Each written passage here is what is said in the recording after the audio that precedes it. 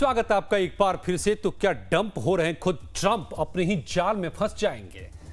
America के राष्ट्रपति Donald Trump के टैरिफ से दुनिया में तनाव बढ़ रहा है और अब अमेरिका के खिलाफ आर्थिक युद्ध की तैयारी भी शुरू हो गई है। इसकी हम बात करेंगे, लेकिन सबसे पहले सुनिए ट्रंप का सबसे ताजा बयान और उसके अंदाज को देखिए, उनके अल्फाजों को भी सुनिए। Don't let some of these politicians go around saying, because I'm telling you, these countries are calling us up. They are dying to make a deal. Please, sir, make a deal. I'll do anything. I'll do anything, sir. And then I'll see some rebel Republican, some guy that wants to grandstand, say, I think that Congress should take over negotiations. Let me tell you, you don't negotiate like I negotiate.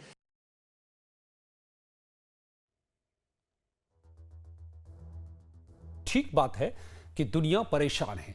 ठीक बात है कि दुनिया के कई देश गुजारिश कर रहे हैं ट्रंप से कि आप ऐसा मत कीजिए, इससे पूरी दुनिया का नुकसान है, खुद अमेरिका का भी नुकसान है।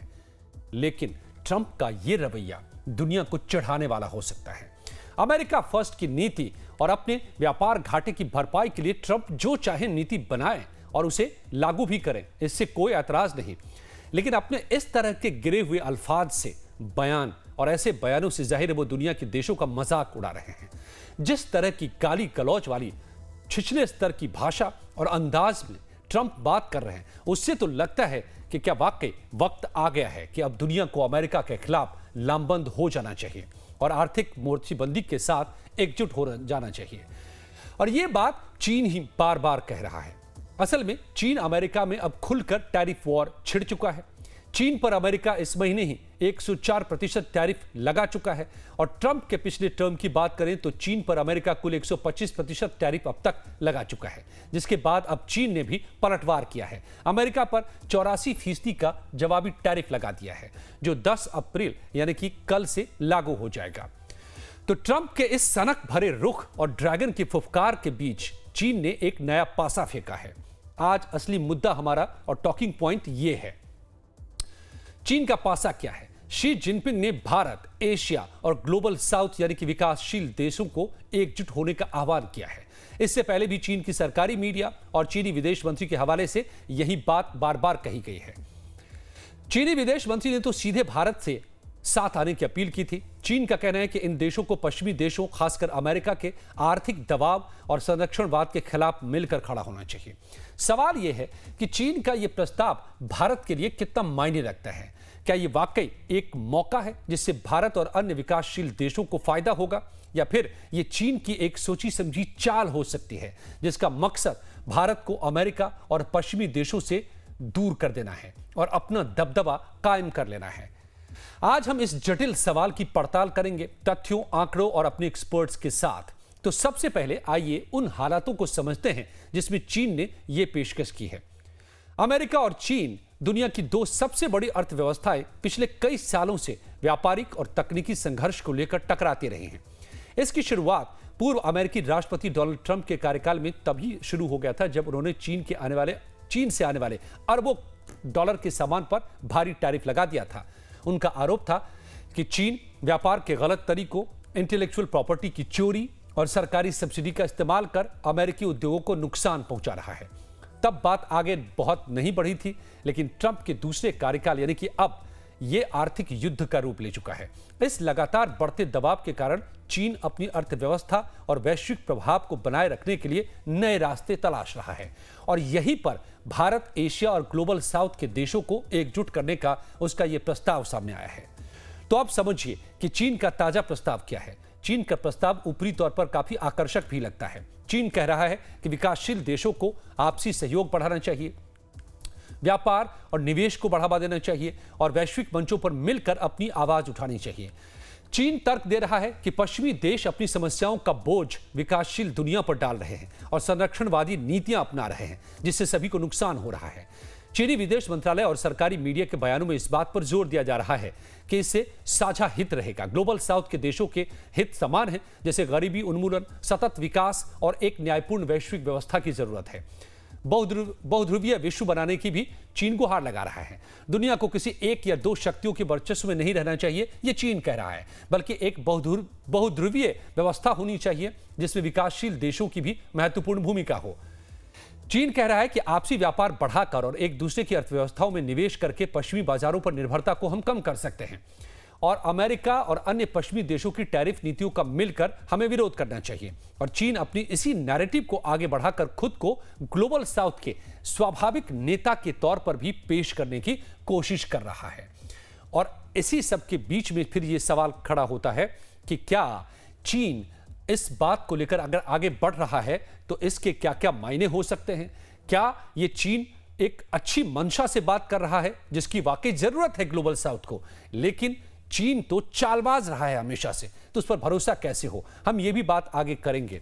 लेकिन अब देश में टैरिफ की नीति जो ट्रंप की है और भारत पर जो लगाए जा रहे हैं टैरिफ, उसको लेकर राहुल किस तरह से हमला बोल रहे हैं, हमने आपको विस्तार से पीछे सुनाया था पिछले आधे घंटे में, उसका छोटा सा हिस्सा अभी भी सुनिए। पहले नरेंद्र मोदी अमेरिका गए,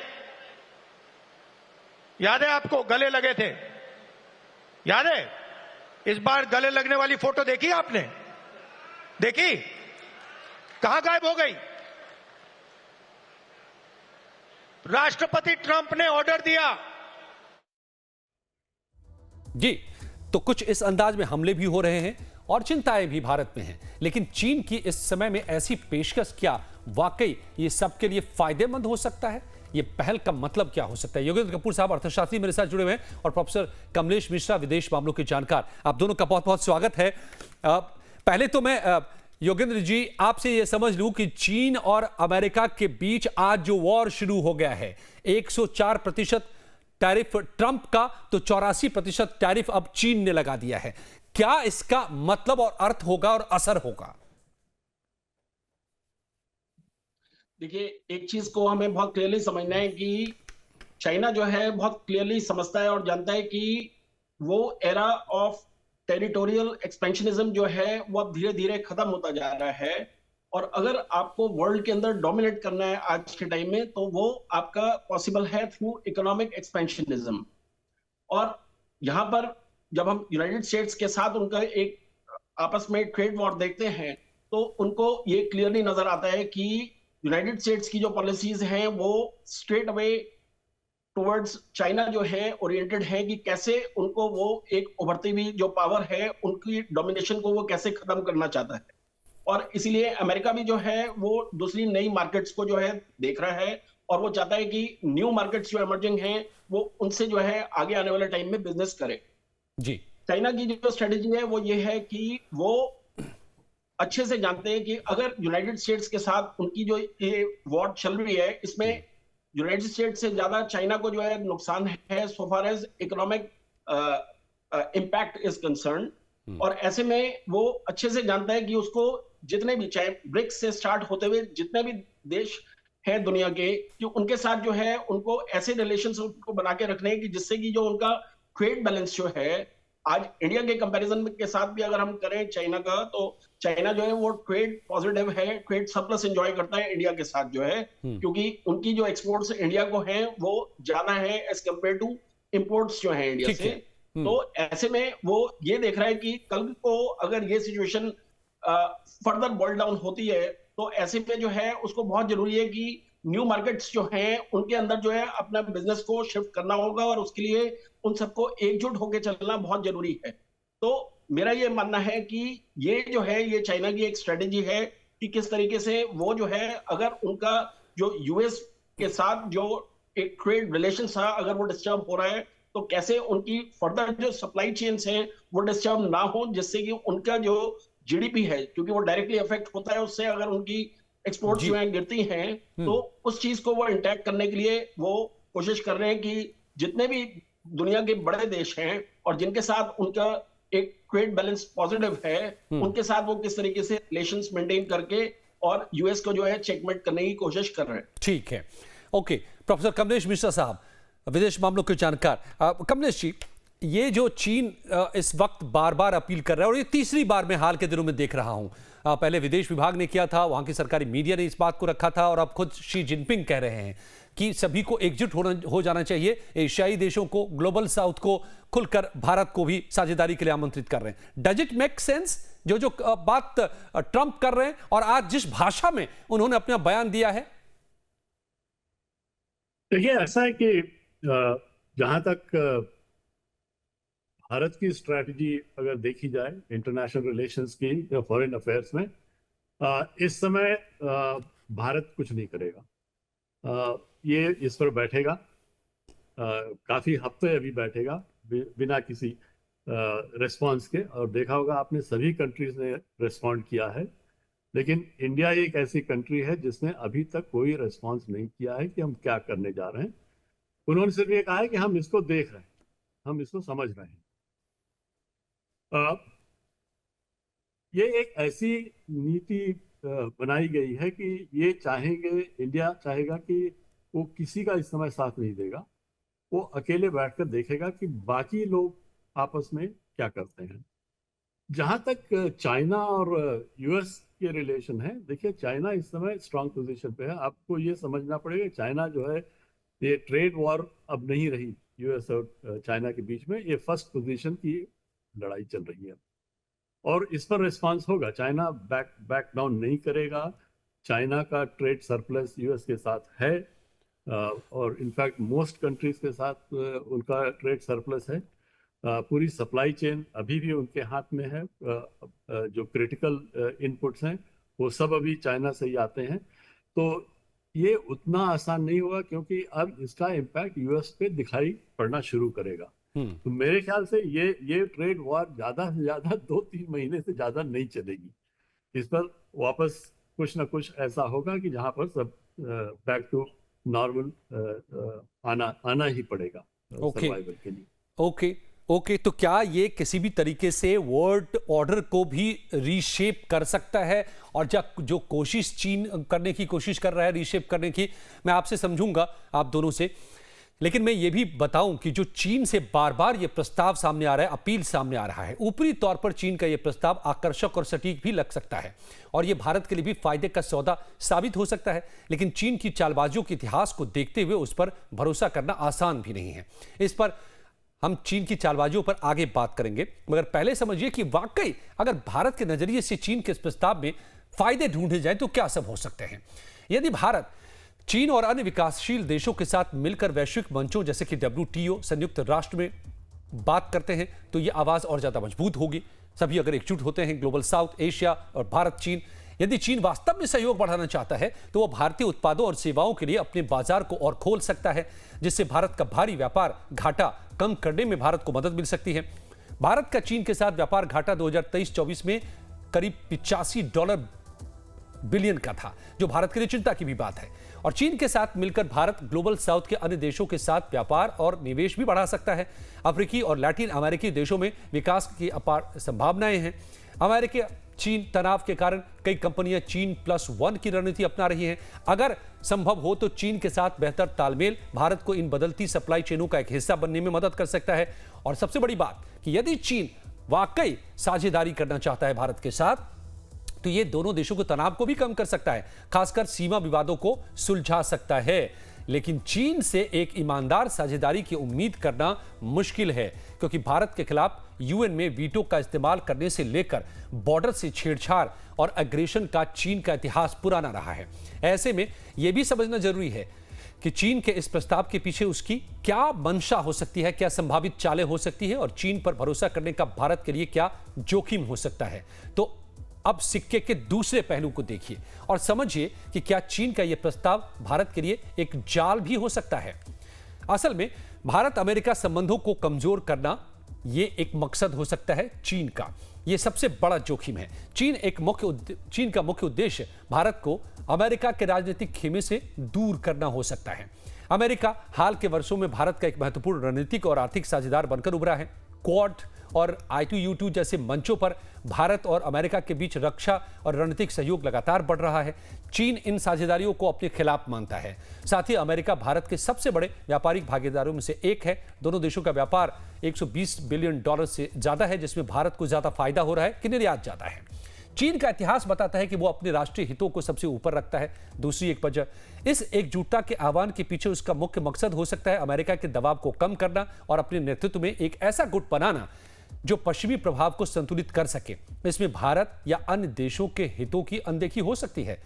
फिर चीन और भारत के बीच विश्वास का भी गंभीर संकट है। खासकर 2020 की गलवान घाटी झड़प के बाद सीमा पर तनाव अब भी बरकरार है और चीन लगातार भारतीय क्षेत्रों पर अपना दावा जताता रहा है। जब तक सीमा विवाद का संतोषजनक समाधान नहीं हो जाता, तब तक किसी भी गहरी रणनीतिक साझेदारी की कल्पना करना दोनों देशों के बीच मुश्किल ही है। और चीन के साथ व्यापार घाटा पहले से ही बहुत ज्यादा है। चीन के नेतृत्व वाले किसी भी आर्थिक ब्लॉक में शामिल होने से यह निर्भरता और बढ़ सकती है चीन पर, जिससे चीन को भारत पर आर्थिक दबाव बनाने का एक और जरिया मिल सकता है। और चीन पर पहले से ही अनुचित व्यवहार और डंपिंग के आरोप लगते रहे हैं। ग्लोबल साउथ कोई एक समान नहीं है, इसमें शामिल देशों के अपने अपने हित और प्राथमिकता और प्रतिद्वंदिताएं भी हैं। चीन इन दरारों का फायदा उठाकर अपना प्रभाव भी बढ़ा सकता है। तो क्या होगा? क्या वाकई ये जो दो पहलू है सिक्के के, अगर चीन की बात पर एतबार किया जाए तो इसको लेकर के क्या कहते हैं हमारे एक्सपर्ट? योगेंद्र कपूर जी, आर्थिक नजरिए से आपको क्या लगता है कि क्या ये फायदे का सौदा हो सकता है अगर दोनों देश एक साथ आए, चीन और भारत, या ये नुकसान का सौदा हो सकता है? देखिए, एक चीज को हमें बहुत क्लियरली समझना है कि भले आज भारत जो है चाइना के साथ जो है जब ट्रेड करता है तो हमारा जो ट्रेड डेफिसिट है वो डेफिनेटली एक एग्जिस्ट करता है। लेकिन मेरा ये मानना है कि इंडिया को ये इन सिचुएशंस को जो है एज एन अपॉर्चुनिटी में भी कन्वर्ट करना चाहिए, क्योंकि देखिए सारी दुनिया जानती है कि चाइना जो है वो रिस्ट्रिक्ट करता है कंपटीशन जो है, जब वो बात आती है कि उनके देश के अंदर कोई भी बाहर से अगर किसी भी चाहे गुड्स हैं या सर्विसेज हैं कि उनके ऊपर इस तरीके के ट्रेड बैरियर्स और रिस्ट्रिक्शंस लगाता है और कंप्लायंस रिलेटेड और so many issues are there कि जिसकी वजह से वो कंपटीशन को रिस्ट्रिक्ट करता है। अगर हम इसमें एक एग्जांपल ही मैं आपको देना चाहूं तो आप इससे अंदाजा लगा सकते हैं कि इंडिया की एक्सपोर्ट्स के अंदर एक जो मेजर स्ट्रेंथ है वो है सॉफ्टवेयर एक्सपोर्ट्स। और उसमें आप ये देखिए कि इंडिया जो है जितना आसानी से पेनिट्रेट कर सका है यूनाइटेड स्टेट्स के अंदर या यूरोप के अंदर, उसके कंपैरिजन में चाइना के अंदर जो है इंडिया की एंट्री जो है सॉफ्टवेयर कंपनीज की उतनी ही रिस्ट्रिक्टेड रही है। तो मेरा ये मानना है कि ये एक ऐसी अपॉर्चुनिटी है कि जिसमें आप जो है एक ट्रेड नेगोशिएशंस के थ्रू जो है एक ऐसा सिचुएशन आप अपने बेनिफिट के लिए जो है चीजों को यूज कर सकते हैं कि जिसमें ये एक तरीके से विन विन प्रोपोजिशन बने दोनों कंट्रीज की। जी, तो क्या प्रोफेसर कमलेश मिश्रा जी, आप डिप्लोमेटिक नजरिए से क्या इस बात की कल्पना भी कर पा रहे हैं कि भारत और चीन साझेदार बन जाए? क्योंकि डिप्लोमेसी में तो कभी भी कुछ भी हो सकता है और दुनिया ने देखा है कि कई बार इस तरह के उलटफेर तो होते रहे हैं। सब कुछ ब्लैक एंड व्हाइट में नहीं चलता, बहुत सारी चीजें ग्रे एरिया में भी चलती हैं। देखिए, ऐसा पहली बात तो हमको ये समझना पड़ेगा कि भारत का और चाइना का रिलेशन अभी नॉर्मल नहीं, अभी भी एबनॉर्मल सिचुएशन ही चल रही है। बट गलवान के टाइम से जब प्रॉब्लम हुई थी तभी हमारे ट्रेड में कोई ज़्यादा कमी नहीं आई थी। एज अ पॉलिसी हमने नहीं कुछ ऐसा किया था कि ट्रेड में रिस्ट्रिक्शन कोई हो। करंट सिचुएशन में चाहे जितना चाइना कोशिश करे कि सब एक साथ हो जाए, इंडिया स्टैंड नहीं लेगा अगेंस्ट यूनाइटेड स्टेट्स। वो चाइना के साथ ट्रेड रिलेशनशिप बढ़ा सकता है, उसको जहाँ जहाँ जिस एरियाज में एडवांटेज होगा वहाँ पर वो ट्रेड रिलेशंस और एनहेंस कर सकता है। लेकिन अभी भी हमको ये ध्यान रखना है कि यूएस के साथ बैकग्राउंड में वार्ता चल रही है, डिस्कशंस चल रहे हैं, और ये पॉसिबल है कि हो सकता है बाय सितंबर अक्टूबर हम कुछ ऐसे निर्णय पर पहुंच जाएं जहां पर टैरिफ इंडिया के ऊपर खत्म भी हो सकते हैं। So at the cost of US relation नहीं होगा। हाँ, ट्रेड फाइन, लेकिन बाकी चीजों पर चीन पर हिंदुस्तान अभी विश्वास नहीं करेगा फुल्ली, और उसका साथ हर एक चीज में नहीं देगा, पिक एंड चूज करेंगे। लेकिन यूएस के साथ रिलेशनशिप तो अभी स्टेबल होगी। ये काफी बहुत गहरी और बहुत साफ बातें हैं, दो टूक जो कि अब कह रहे हैं हमें कमलेश जी समझा रहे हैं, लेकिन इसके संकेत भी बार बार मिलते नजर आते हैं। कमलेश जी, मैं ये भी जरा सा बताऊं कि विदेश मंत्री एस जयशंकर ने बुधवार को कहा है, यानी कि आज ही कहा है कि भारत और चीन अपने संबंधों में सकारात्मक दिशा की ओर बढ़ रहे हैं और रिश्ते को सामान्य बनाने के लिए काम किए जाने की जरूरत है। उन्होंने ये भी कहा है कि मुझे लगता है कि हम सकारात्मक दिशा में आगे बढ़ रहे हैं। गलवान घाटी में हुई झड़पों के बाद भारत चीन संबंध 1962 के युद्ध के बाद से अपने सबसे निचले दौर पर पहुंच गया था। कूटनीतिक और सैन्य वार्ताओं की एक श्रृंखला के बाद दोनों पक्षों ने पूर्वी लद्दाख में वास्तविक नियंत्रण रेखा यानी कि एलएसी पर कई टकराव वाले स्थानों से अपने सैनिकों को हाल के महीनों में पीछे बुलाया है। पिछले अक्टूबर में दोनों पक्षों ने पूर्वी लद्दाख में अंतिम 2 टकराव बिंदुओं देपसांग और डेमचोक के लिए एक विघटन समझौते को मजबूत भी किया है। ये भी कहा है जयशंकर साहब ने कि यह साफ रूप से पिछली बार की तुलना में बेहतर है। जब मैं यहां था मुझे लगता है कि विघटन विशेष रूप से देपसांग डेमचोक महत्वपूर्ण था और पिछले अक्टूबर में दोनों पक्षों ने पूर्वी लद्दाख में अंतिम 2 टकराव बिंदुओं देपसांग और डेमचोक के लिए एक विघटन समझौते को अंतिम रूप दिया। और इसके बाद प्रधानमंत्री नरेंद्र मोदी और चीनी राष्ट्रपति शी जिनपिंग ने कजान में वार्ता भी की और संबंधों को बेहतर बनाने के लिए कई फैसले भी किए।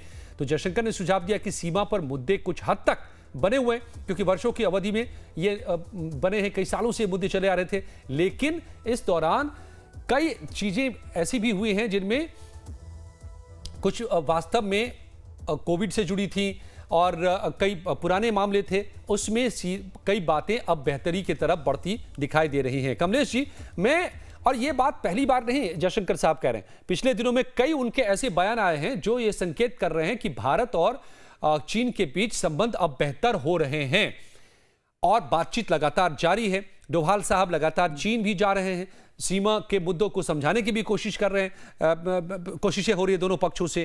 क्या लग रहा है कि बैकग्राउंड में, मतलब ये एक एज ए लेमैन मैं आपसे समझना चाहता हूं, आप एक्सपर्ट हैं इंटरनेशनल रिलेशंस के, कि क्या दोनों देशों के बीच में कोई ऐसी खिचड़ी पक रही है कि मौका आने पर दोनों अलाइन हो सकते हैं?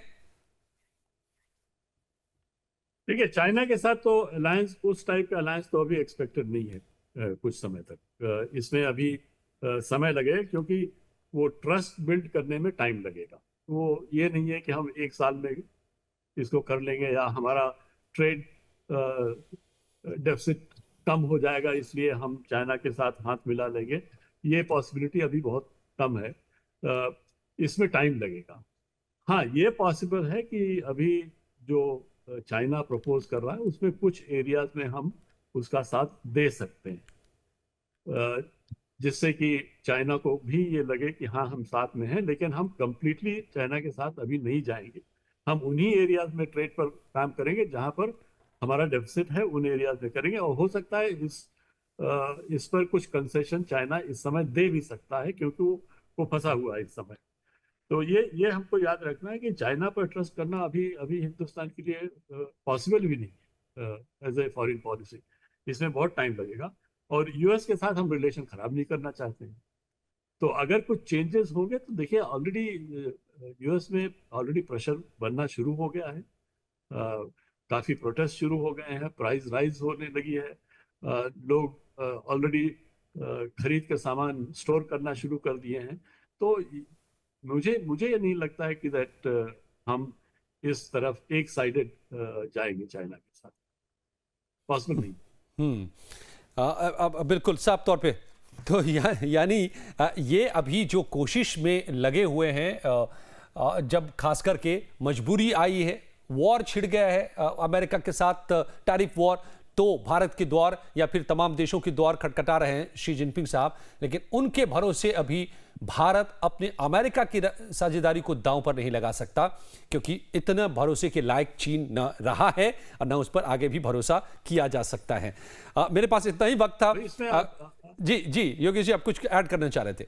जी, मैं ये कह रहा था कि देखिए, इस समय जो है इंडिया यूएस के साथ रहेगा और पूरी कोशिश ये होगी कि हमारा सेटलमेंट हो जाए।